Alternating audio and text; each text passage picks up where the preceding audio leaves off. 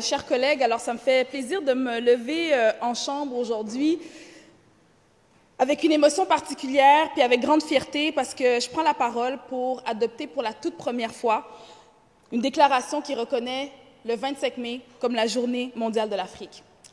Puis avant de débuter, je veux prendre le temps de souligner en fait la présence d'importantes personnes des communautés africaines à Montréal qui sont présentes parmi nous. Alors je vais débuter par l'honorable sénatrice Amina Gerba. Merci.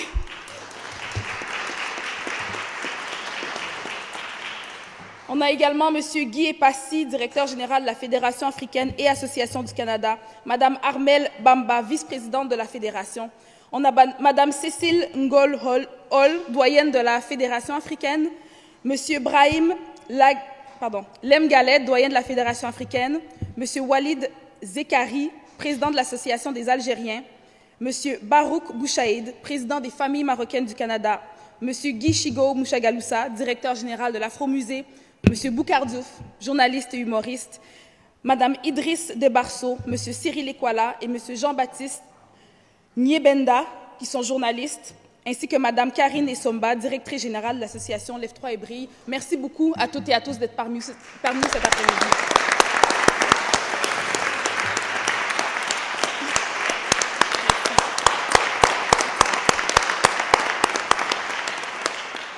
Je sais qu'il y a d'autres personnes aussi parmi nous. Je sais qu'il y a plusieurs personnes qui nous regardent en ligne.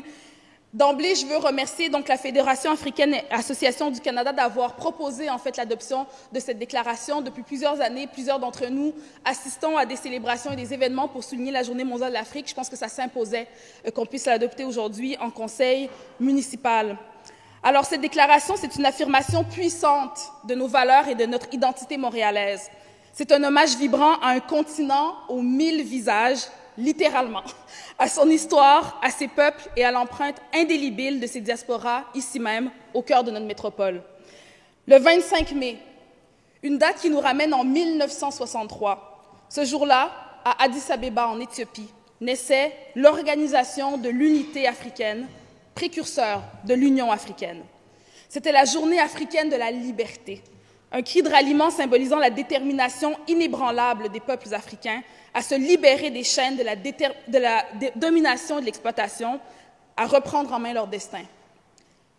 Cet esprit de dignité, de résilience et d'autodétermination continue d'inspirer le monde et il trouve un écho tout particulier ici à Montréal.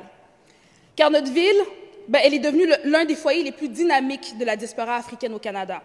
En effet, sur les 1,3 million de personnes au Canada qui déclarent être d'origine africaine, une majorité a choisi de faire de Montréal son port d'attache.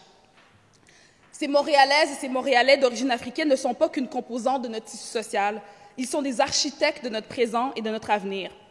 Leur contribution façonne notre économie, stimule notre recherche scientifique, enrichit notre vie sociale et académique et fait vibrer notre scène culturelle. Et cette contribution, nous la voyons, nous l'entendons, nous la ressentons chaque jour ici à Montréal.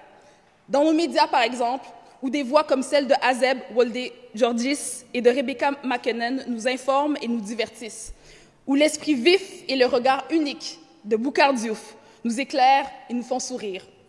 Sur nos scènes, où l'humour percutant de Rachid Badouri rassemble les foules, où la musique d'artistes regrettés, comme Karim Ouellet ou de sa sœur Sarah May, continue de nous toucher et où la voix émouvante et la musique empreinte de résilience de Corneille nous interpellent. Dans le monde des affaires et de l'engagement public, des figures comme l'honorable sénatrice Amina Gerba, entrepreneur visionnaire qui bâtit des ponts économiques entre le Canada et l'Afrique, ou encore Ben Mark Zendere, ancien président du Conseil des arts qui porte aujourd'hui la voix du Canada à l'Union africaine, nous montrent la voie de l'excellence et l'impact de la diaspora africaine ici à Montréal. Et comment oublier l'engagement de longue date d'un homme comme Maka Koto, qui a servi notre communauté avec passion, tant sur la scène artistique que politique. Et même sur nos terrains de sport, mesdames et messieurs, la détermination et le talent des jeunes athlètes comme Félix Auger-Aliassime portent nos couleurs avec fierté à l'international. Et puis, au-delà de ces personnalités, il y a des lieux emblématiques qui incarnent ce lien vivant avec le continent. Je pense particulièrement ici à la Maison de l'Afrique Mandingo, un carrefour culturel communautaire précieux dans Rosemont, qui œuvre depuis des années à la promotion des cultures africaines au sein de la diaspora, ici même à Montréal. Et cette richesse culturelle, elle se vit, elle se partage et bien sûr, elle se goûte. Nos papilles voyagent grâce à des restauratrices et des restaurateurs passionnés qui nous font découvrir les saveurs exquises du continent. Alors que ce soit l'expérience conviviale et parfumée de la cuisine éthiopienne chez le Nil Bleu, ou l'immersion unique dans la culture nomade de la Caïma, tous deux sur le plateau Mont-Royal, ou encore les délices de l'Afrique de l'Ouest que l'on peut savourer, tout comme le premier ministre François Legault l'a fait, à la Belle Afrique dans l'arrondissement Saint-Léonard. Ben, ce sont... Oh, je m'excuse, je suis désolée, Madame Black, Montréal-Nord, je suis désolée. Ces lieux sont bien plus que des restaurants, ce sont des ambassades de la culture, de la générosité et de la convivialité africaine. Et cette vitalité culturelle s'exprime aussi avec éclat à travers des événements rassembleurs qui sont devenus vraiment des incontournables dans notre calendrier montréalais. Je pense au Festival international Nuit d'Afrique, qui depuis des décennies fait vibrer nos villes au rythme du continent et de ses diasporas. Je pense aussi à Vue d'Afrique, qui nous ouvre des fenêtres cinématographiques uniques sur les réalités et les imaginaires africains et créoles. Je passe aussi au Festival du monde arabe de Montréal, un autre rendez-vous essentiel qui met magnifiquement en lumière les arts et les cultures des pays arabes, incluant bien sûr la richesse des expressions artistiques d'Afrique du Nord. Puis je pense aussi à des initiatives plus récentes, comme le Festival Afromonde, qui célèbre la créativité et la diversité des communautés afrodescendantes. Alors ces festivals et tant d'autres initiatives sont des espaces de rencontres, de découvertes et de célébrations qui enrichissent de manière inestimable la scène culturelle montréalaise et notre vivre ensemble. Ces noms, ces lieux, chers collègues, ne sont que quelques étoiles dans une constellation bien plus vaste de talents et de dévouement qui font la richesse de Montréal. Et ils sont, pour reprendre les mots de notre déclaration, des bâtisseurs de ponts de toute la richesse et la pluralité de leurs expressions culturelles et linguistiques. D'ailleurs, cette dualité, cette force de l'identité propre qui s'ouvre au monde, mais ça me rappelle les mots si justes de Léopold Sédar Senghor, poète, homme d'État et penseur de la négritude, qui disait « enracinement et ouverture, être soi-même pour s'ouvrir à l'autre, car que donnerait-on à l'autre si l'on n'avait rien à soi ?» C'est précisément cette richesse-là, cet avoir à soi, que la diaspora africaine offre généreusement à Montréal, enrichissant notre dialogue interculturel et notre vivre ensemble. Alors, en tant que métropole francophone des Amériques, nous avons une connexion privilégiée avec le continent africain, ce cœur battant de la francophonie mondiale où plus de 167 millions de locuteurs font vivre et évoluer notre langue commune. C'est une alliance naturelle, une force que nous devons chérir et cultiver. Mais au-delà de cet héritage partagé, reconnaître la Journée mondiale de l'Afrique, c'est aussi se tourner résolument vers l'avenir. C'est constater le dynamisme économique impressionnant d'un continent en pleine mutation, symbolisé notamment par la zone de libre-échange continentale africaine. Cette initiative historique ouvre des horizons nouveaux pour des collaborations et des échanges mutuellement profitables. Montréal, avec son écosystème florissant, que ce soit en intelligence artificielle, dans les énergies renouvelables, l'aérospatiale ou nos vibrantes industries créatives, a tant à offrir et à apprendre. Et cette vision d'avenir, ce potentiel de collaboration s'étend avec une acuité toute particulière aux défis environnementaux qui nous unissent. Face à l'urgence climatique, à la nécessité de préserver notre précieuse biodiversité et d'accélérer la transition vers une économie circulaire, Montréal et les nations africaines ont un rôle crucial à jouer ensemble. Le continent africain, gardien d'une biodiversité exceptionnelle, est doté d'un potentiel immense d'énergie renouvelable et peut trouver en Montréal un partenaire qui est engagé. Notre expertise en technologie propre, en économie circulaire, mais aussi en urbanisme durable, peut appuyer des solutions qui sont innovantes sur le terrain. Mais inversement aussi, les savoirs traditionnels du continent africain en matière de gestion durable des écosystèmes sont une source d'inspiration qui est inestimable. Alors, en unissant nos forces, en partageant nos connaissances, puis en co-développant des projets qui sont verts, on va pouvoir contribuer significativement aux objectifs mondiaux de préservation de notre planète pour les générations à venir. Alors, chers membres du Conseil, c'est avec énormément d'enthousiasme et de fierté que je vous invite à adopter cette toute première déclaration de la Ville de Montréal reconnaissant le 25 mai comme la Journée mondiale de l'Afrique. Que ce geste soit un phare illuminant les liens profonds et précieux qui unissent Montréal au grand continent africain et à ses diasporas. Qu'elle soit le gage d'un avenir où nos collaborations se multiplieront pour le bien de toutes et toutes. Alors, puissent ces collaborations futures être animées par ce même esprit de dignité, d'unité souveraine et de progrès partagé que les leaders panafricanistes ont insufflé à la création de l'Organisation de l'Unité africaine en 1963, rêvant alors d'un continent maître de son destin et solidaire dans son développement. Merci beaucoup.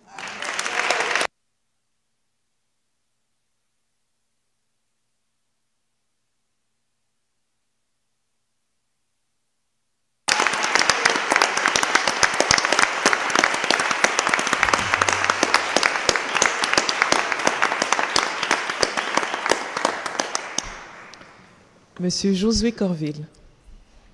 Madame la Présidente, c'est avec beaucoup d'émotion que je me lève en cette enceinte pour prendre la parole sur cette déclaration reconnaissant la Journée mondiale de l'Afrique. A priori, qu'est-ce en fait l'Afrique? Il y a plusieurs hypothèses. D'abord, ce sont les Romains qui parlent d'Africa. Ce terme proviendrait de la tribu berbère des Afra ou Ifri. Deuxième hypothèse, c'est une figure mythologique et biblique, il s'agit d'Affaires. Troisième hypothèse, Africus, ça réfère au chef yéménite qui envahit l'Afrique au deuxième millénaire. Et quatrième hypothèse, vient du latin Africa, qui signifie ensoleillé. L'Afrique s'avère être une profusion d'espaces et de peuples. Il existe plusieurs visages des lieux, mais un seul continent, riche, jeune et fier de sa diversité. Un continent d'une superficie de 30,3 millions de kilomètres carrés. Pour les regards non aguerris, l'Afrique est complexe. Il ne distingue malheureusement pas cette différenciée, sombre au centre, mat au nord, mais pourtant la diversité tant physionomique que culturelle des peuples africains est exceptionnelle, des Pygmées aux Maasai, des Berbères aux Khoisan. Avant tout, c'est le deuxième plus grand continent après l'Asie en termes de surface et de population. Il regroupe 54 pays. C'est aussi le continent aux 1000 langues. Le continent africain a environ 1500 à 3000 langues. L'Afrique détiendrait donc un tiers du patrimoine linguistique mondial. Mais en Afrique aussi, 200 millions de personnes utilisent l'anglais, le swahili 150 millions, l'arabe 150 millions, le français 120 millions, le haoussa 50 millions, le yoruba et l'orono 30 millions et le peul 20 millions. De plus, l'Afrique est reconnue comme le berceau de l'humanité. Plusieurs chercheurs ont avancé sur l'état de fait en se basant sur des preuves probantes. Plus près de nous, la Montréalaise Benita Jacques a présenté un documentaire fort élaboré sur la question. Afrique, berceau de l'humanité. Je nous invite à visionner ce film et vous serez ébahis comment Mme Jacques a rencontré plusieurs grands chercheurs qui ont étayé cette thèse. Signe de fierté, de rétablissement des faits, l'Afrique est le berceau de l'humanité. La température et les bouleversements géologiques ont occasionné des déplacements et des variations épidermiques de l'humain. L'homme, dans sa diversité actuelle, avec toutes les couleurs et les différents phénotypes, est apparu en Afrique. L'Afrique s'avère être un continent riche et dynamique, où la population est jeune, où les perspectives sont grandes et riches. Évidemment, l'esclavage reste une des grandes erreurs de l'humanité. Et cela fait naître des diasporas africaines dans les Antilles, en Amérique du Nord et en Amérique du Sud. Nous sommes d'avis que l'être humain étant égal, quelle que soit leur couleur épidermique, réduire certains en esclavage à cause des réalités économiques et égoïstes est une grande erreur. Les puissances colonialistes doivent donc réparation pour cette absurdité historique. L'Afrique a été pionnière dans moult de domaines.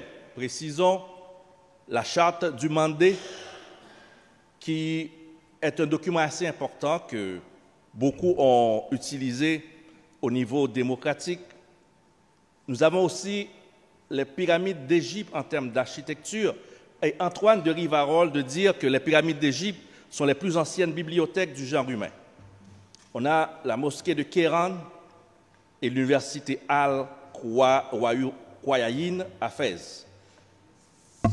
L'Afrique, un seul berceau pour une seule humanité, de multiples civilisations qui sont issues d'un mélange culturel intra- ou extra-africain, une culture millénaire du cosmopolitisme favorisant la mondialité.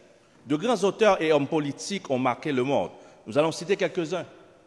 Cheikh Anta Diop, un historien, anthropologue, intellectuel, auteur que je vous invite à découvrir. Nous avons Nelson Mandela, Patrice Lumumba, Thomas Sankara, Félix Houphouët-Boigny, pour ne citer que cela. Cette journée mondiale de l'Afrique, célébrée le 25 mai dans le continent et à travers le monde, symbolise le combat du berceau de l'humanité pour la libération, le développement et le progrès économique et social. À cela, il faut adjoindre la valorisation et l'exploitation de la richesse culturelle africaine. Cela fait aujourd'hui 62 ans depuis la création de l'Organisation de l'Unité africaine, OUA, devenue Union africaine en 2002 depuis la création. La culture africaine est un patrimoine vivant. Célébrons donc la créativité exceptionnelle de cette belle culture. Montréal bénéficie donc de la richesse, l'ouverture, l'intelligence des gens venant du continent africain. Nous pouvons souligner l'apport de cette grande communauté à Montréal, qu'il s'agisse des élus, des membres du personnel, et ceux à tous les niveaux proviennent de l'Afrique ou ce sont des descendants de ce grand continent. Je veux souligner les Africoïdes, les Afro-descendants.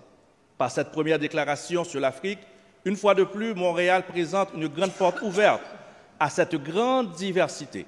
Je vous convie à lire sur l'Afrique, à découvrir ce berceau de l'humanité qui a marqué le monde entier.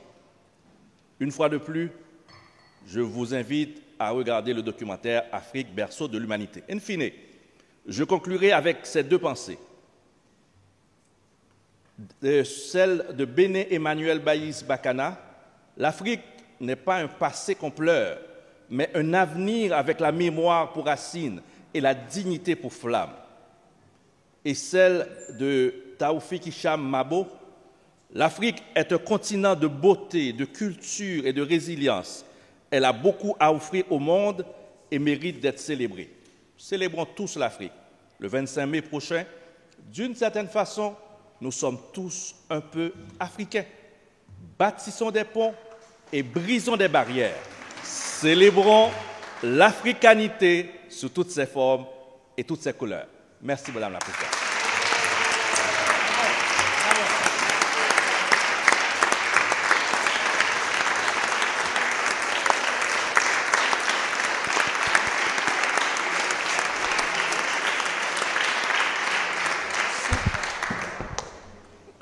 Madame Alia Hassan-Kournol.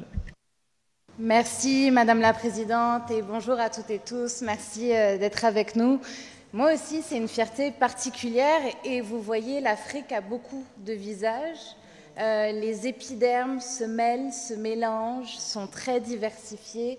Et moi, mon Afrique, c'est l'Égypte. C'est mon deuxième pays. El-Dounia, la mère de la terre, le berceau de la civilisation.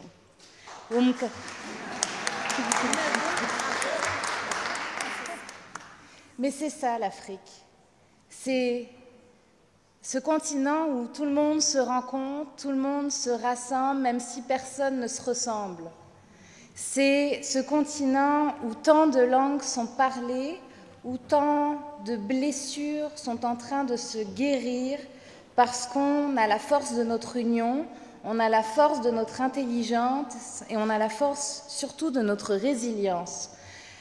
Évidemment, j'ai envie de parler un petit peu plus de l'Afrique du Nord, celle que je connais mieux, et un petit peu de l'Égypte. Et je crois que c'est la première fois que je parle de l'Égypte dans l'enceinte du conseil municipal. Je tiens à rappeler aussi que c'est en 1956, grâce à Nasser, que le mouvement panafricain a commencé. Et on va se rappeler qu'à ce moment-là, on est en pleine guerre froide et commence le mouvement tiers-mondiste, mené par Nasser, mais avec Sukarno, Tito et le Premier ministre indien de l'époque. Mais je crois que c'est cet appel de Nasser qui a lié les peuples africains.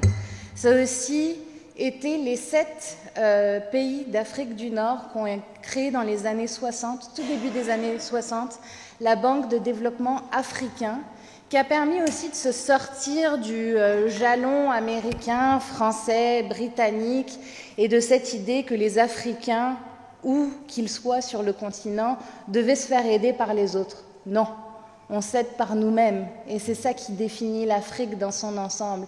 C'est sa solidarité, c'est cette idée de dire qu'on est capable de le faire. Et je crois qu'à Montréal, on représente très très bien ça. On fait par nous-mêmes, on s'installe, on s'enracine, on passe un peu dans la machine à saucisse de l'intégration et de l'immigration, bien sûr. Mais une fois qu'on a fait ça, on enracine nos racines. Et ça passe par le centre culturel africain qui est maintenant sur le plateau Mont-Royal. Ça passe par des entreprises qui s'établissent et qui créent des ponts avec le continent africain. Gracia le disait très bien, c'est un continent où les ressources sont multiples et surtout particulièrement à l'heure des tarifs de Donald Trump et de la nécessité de diversification des marchés. C'est vers l'Afrique, c'est vers le Maghreb, c'est vers l'Égypte et c'est vers même le Moyen-Orient parce que l'Égypte fait ce pont aussi vers l'Asie qu'on doit se tourner. C'est un endroit où il y a des matériaux rares, des matériaux critiques qui nous aident à développer des technologies propres, à développer les TI, à développer des énergies encore plus vertes et le potentiel du continent africain est absolument incroyable, mais sous-utilisé, sous-capitalisé, nous voir ensemble réunis, je crois que c'est une bonne façon de rappeler à l'ensemble des gouvernements, ben oui, les mesures tarifaires et la diversification des marchés, ça se fait vers l'Europe, mais ça va assurément passer par l'Afrique et je crois qu'on doit être porteur de ce message collectivement. Évidemment, du côté de l'Afrique du Nord, la Libye, le Maroc, l'Algérie, la Tunisie, la Mauritanie, l'Égypte, les créations, les créateurs ne se comptent plus. Juste pour l'Égypte, ici à Montréal, je peux vous citer l'entreprise de mode Cotton qui a envahi le Myland et qui fait le bonheur de tous les hipsters du Myland avec son coton égyptien. C'est Zamalek. Zamalek, c'est une boisson d'hibiscus, le bissap, ou chez nous le carcadé. C'est devenu la boisson la plus à la mode de Montréal. C'est délicieux et ils sont dans le Milex. Et puis, c'est la Kahira, c'est à côté du marché Jean Talon, un tout petit café égyptien que personne connaît, mais où, quand j'ai envie, le samedi, je peux aller manger du foul. Et c'est ça, l'Égypte, c'est ça, l'Afrique, c'est les gens qui se mélangent. Et avec Boucar, il y a une semaine, on était dans Merci Hochelaga Maisonneuve ensemble pour un moment très très spécial, le premier gala de lutte sénégalaise et suisse. Et je tiens vraiment à remercier le regroupement des Sénégalais du Canada qui nous ont complètement flabbergastés en nous faisant découvrir la lutte sénégalaise et suisse. Puis c'est un peu shaké la ville de Montréal parce que c'est un peu shaké nos cols bleus. C'est-tu de la culture, c'est-tu de la danse, c'est-tu du sport, mais c'est tout ça. Et c'est tout ça qu'on doit reconnaître quand on parle des diversités et de la culture. Et c'est ça quand on est une institution qui voulons vraiment nous ouvrir vers les diversités, ben ça passe par ouvrir toutes nos œillères, quelle que soit notre fonction dans l'enceinte municipale. Et c'est ce qu'on a fait en accueillant au Centre Pierre Charbonneau le premier gala de lutte. C'était vraiment un moment magnifique. On a appris sur ce sport qui est un sport qui éveille la jeunesse sénégalaise, où toutes les classes sociales se mêlent, où les gens se retrouvent autour de la danse, du sport, de la ferveur. Hein, c'est la lutte sénégalaise, c'est le soccer évidemment. Puis j'en profite parce que notre maire de Mercier-Hochelaga Maisonneuve a reçu un beau prix de distinction et de remerciement du regroupement des Sénégalais du Canada pour l'organisation de ce gala de lutte. Alors je m'arrête ici, mais vraiment, Gracia, merci d'avoir porté cette déclaration. Merci à vous toutes d'être si nombreux aujourd'hui. Puis vive l'Afrique et vive l'Afrique à Montréal.